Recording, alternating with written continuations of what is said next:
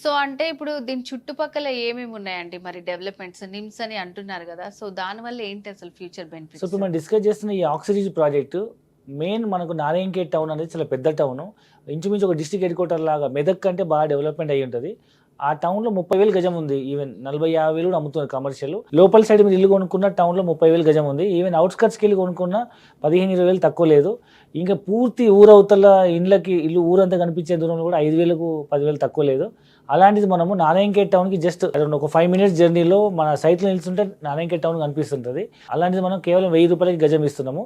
So తక్కువ price అని చెప్పొచ్చు. మరొక వైపు 15-20 మినిట్స్ జర్నీలో మనకు సింగూర్ డ్యామ్ ఉంటుంది. మీకు తెలుసు అది ఒక పెద్ద పర్యాటక కేంద్రము. మంజీరా నది పైన ఉన్న డ్యాము.